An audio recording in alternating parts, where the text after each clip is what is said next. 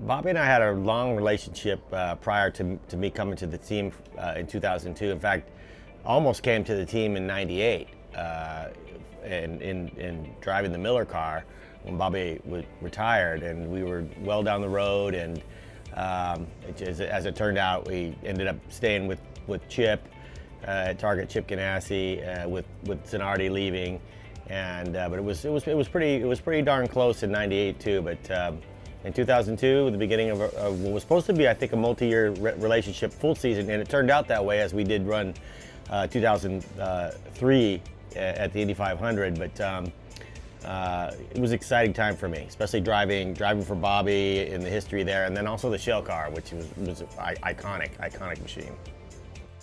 So I first met Jimmy, it was probably in 1990, I think, when I was a member of the Gallus Craco team with Al Jr. and I were the drivers, and Jimmy was driving a Formula Atlantic car for Rick Gallus at the time. And of course I was a big, having come from Formula Atlantic, I always at the time looked to that category as to, who were the guys coming up. Of course, Jimmy then ran for Jim Hayhoe at the 500, had an accident. Can't remember if somebody crashed in front of him, or anyway, I think he broke his leg in that, so that was a shame.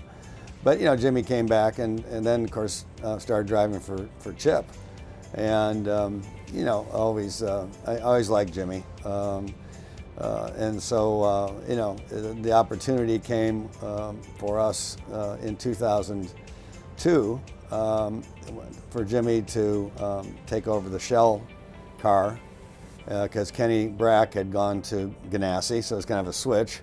And of course in 2002 with Jimmy we won the I don't know if they called it the California 500 or whatever it was, but we had a lot of good races with Jimmy. He was a damn good race car driver. Being a Southern California native, growing up in California and getting the pole at Long Beach was really cool, and I always felt the love from the fans there, and running up front and getting second. It's not the victory, but it was a great weekend. Well, I mean, Long Beach, of course, that's outside of Indy. That was the race to win, and especially for a Californian like Jimmy, that was, especially the tradition of Long Beach. I mean, as I said, that's, if you're going to, outside of Indy, if you're going to win one race, that's kind of the one you want to win. And so yeah, again, it's that Jimmy just had this attitude, or this way he carried himself, that he was laid back, but he was fast. He was a fast race car driver, and it was great for us to be third. To be frank, I think we were a little bit asleep at the switch and a full course yellow at the end, and thinking everybody else was going to back off on the yellow. I think we were running third at the time, or fourth, and Michael Andretti didn't. He just kept going flat out. I guess kind of to encompass what the season was for me, that it wasn't what we wanted it to be. However, we did win the Fontana race, and there was a red flag. I think Dario had a fire. We had a red flag, and there was going to be a restart, and we had to get by Michael to win it.